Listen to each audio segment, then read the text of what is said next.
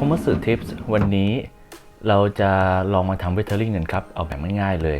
ถ้าถามว่าง่ายขนาดไหนก็คงต้องบอกว่ากันพามือใหม่แค่ไหนก็สามารถทำได้ครับแล้วเวทเทอร์ลิงคืออะไรเวทเทอร์ลิงมันก็คือร่องรอยของ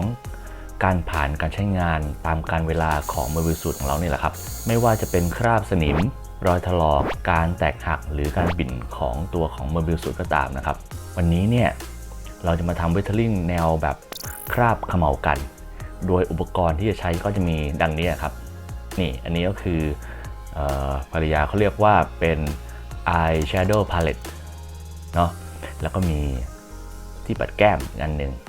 โดยชิ้นงานที่จะเอามาใช้ทำเวทเทอร์ลิงเนี่ยขั้นแรกเลยเราต้องทำการพ่นเคลือบชิ้นงานก่อนนะครับโดยตัว Wing Gundam Zero ของผมเนี่ยที่ผมเลือกใช้วันนี้เนี่ยผมจะใช้ตัวของเคลียร์ด้านเพราะผมอยากให้คราบเขม่าที่ติดบนผิวเนี่ยมันมีลักษณะของความหยาบบนผิวของตัวกันพลาอยู่ด้วยนะครับหลังจากที่น้ำยาพ่นเคลียร์ของเราแห้งสนิทแล้วเนี่ยเราก็มาทำเวทเทอร์ลิงกันเลยครับนี่ผมก็เลือกตรงช่องเนี่ยครับช่องที่มีประกายสีน้ำเงินผมชอบมันออกเป็นกลิตเตอร์น้ำเงินหน่อยเนาะเราก็ใช้มือของเราเนี่ยแหละครับง่ายสุดละหรือบางคนไม่อยากให้มือเปื้อนก่อนจะใช้คัตเติ้ลบัตก็ได้เนาะใช้มือหรือคัตเติ้ลบัตวนไปบนอายแชโดว์เบาๆต้องบอกว่าเบาๆเนาะไม่ต้องออกแรงมากเพราะว่าเดี๋ยวมันจะออกมาเยอะมันจะเปลืองครับจากนั้นเนี่ยเราจะเริ่มทำคราบบนชิ้นงานโดยเลือกเน้นบริเวณที่เป็นขอบก่อนเลยเราก็ลากไปตามบริเวณที่เราต้องการแต่ถ้าเกิดบางคนชอบแบบบางๆก็แค่ปาดไปถูไปถูมาเบาๆก็ได้ครับ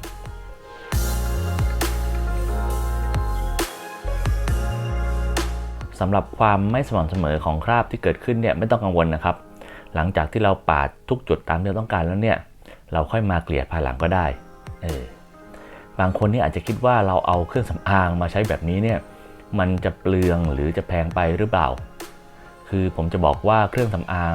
มันก็มีหลายเกรดเหมือนกันพานี่แหละครับอย่างอายแชโดว์อันเนี้ยผมขอยืมภรรยามาแล้วบอกว่าจะใช้แค่หลุมเดียวไอหลุมเดียวที่ว่าเนี่ยจริงๆถ้าหาตามท้องตลาดทั่วไปก็จะมี9 บาท19 บาท49 บาทก็มีขายนะครับมันไม่ได้แพงมากเลยแล้วก็อันนี้ก็ต้องขอบคุณภรรยาผมด้วยแหละอันเนี้ยที่เขาให้ยืมอุปกรณ์ของเขามาทำการทดลองกับผมในวันนี้เนาะเขาบอกว่าใช้ได้เลยของเขาไม่แพงตามสโลแกนเขาแหละสวยใสไร้ยี่ห้อเนาะแต่ผมก็แอบคิดในใจนะว่าไอ้คำว่าไม่แพงของเขาเนี่ยมันไม่แพงแบบราคากันพาที่เราเคยบอกเข้าไปหรือเปล่าเนาะ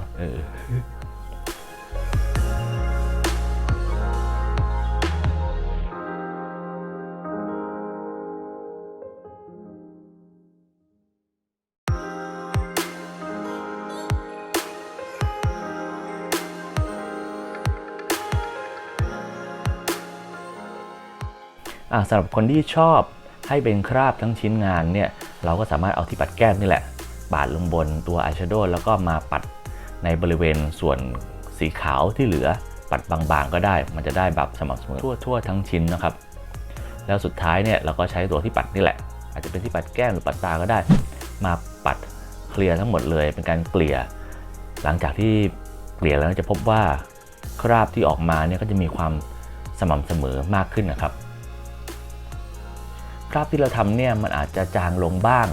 หลังจากที่เราทำการพ่นเคลียร์เพื่อปิดงานแล้วดังนั้นถ้าใครชอบเขม่าจัดเนี่ยก็จัดลงไปเลยนะครับมันอาจจะทำให้มันพอดีก็ได้หลังจากที่เราพ่นเคลียร์แล้วเนาะงั้นเดี๋ยวเรามาดูส่วนอื่นบ้างของตัว Wing Gundam Zero ว่าลองทำแล้วเนี่ยมันจะเป็นออกมาหน้าตาเป็นยังไงเนาะเนี่ยขาครับลองดูขานะผมจะปาดไปเลยตามขอบนี่แหละลองดูเอาแค่ขอบก็แล้วกันจุดอื่นที่ผมก็ยังไม่ค่อยมีประสบการณ์นะสำหรับใครที่มีประสบการณ์ในการทำเวทเทอร์ลิงมาบ้างแล้วเนี่ยก็จะมีเรื่องของจินตนาการและก็ศิลปะที่มากกว่านี้สามารถทำได้สวยงามกว่านี้แน่นอนครับหรือบางคนก็อาจจะแบบเหมือนกับแค่เขาว่าไงเหมือนทำแรงเงาให้ออกมาเป็นสไตล์แอนิเมะก็ได้เนาะผมเองครั้งนี้ก็คือครั้งแรกนี่แหละครับเอาแค่มันดูว่ามันมีอะไรขึ้นมากกว่าเดิมแค่นั้นก็พอ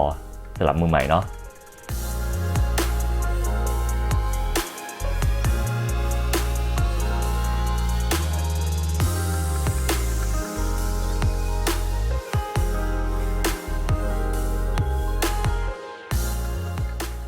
อเสร็จแล้วเนี่ยมันก็จะออกมาหน้าตา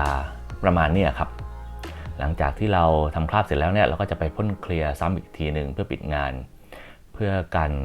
การจางหายของคราบที่เราทำนะครับการพ่นเคลียร์เนี่ยต้องระวังนิดนึงคือเราอย่าให้ใกล้มากเกินไปหรืออย่าให้มันมีความหนามากเกินไปเพราะว่าคราบที่เราทำเนี่ยอาจจะเสียหายได้แล้วก็ผมแนะนำอันนี้ผมไม่แน่ใจว่ามีผลหรือเปล่าแต่ผมมั่นใจว่าตัวเคลียร์สูตรน้ำเนี่ยน่าจะช่วยได้เราป้องกันไว้ก่อนเนาะเพราะภรรยาผมบอกว่าตัวเครื่องสำอางที่ใช้เนี่ยส่วนใหญ่เขาก็จะใช้น้ำมันในการเช็ดให้มันออกจากใบหน้าดังนั้นเนี่ยผมว่าใช้สูตรน้ำไว้ก่อนดีกว่าสำหรับตัววิงกันดั้มซีโร่เนี่ยเราสามารถติดตามได้เนาะในตัวคลิปรีวิวตัวเต็มของกันพาบ้านๆยังไงก็ลองกดติดตามกันดูแล้วกันแล้วจะเห็นตัวของกันดั้มตัววิงซีโร่นี่แหละว่ามันออกมาแล้วหลังจากเวทเทอร์ลิงแล้วเนี่ยหน้าตาเป็นยังไงเนาะเสร็จสมบูรณ์แล้วเป็นยังไงสำหรับวันนี้ทริปของผมก็จบเพียงเท่านี้แหละครับท่านผู้ชมท่านใดมีคำถามหรือข้อคิดเห็นหรืออยากจะพูดคุยยังไงสามารถคอมเมนต์ใต้คลิปได้เลยนะครับถ้าคิดว่ามันโอเคชอบมีประโยชน์เนี่ยก็ Subscribe กดไลค์กดแชร์สั่นกระดิ่งริงเบลออยผมด้วยนะครับ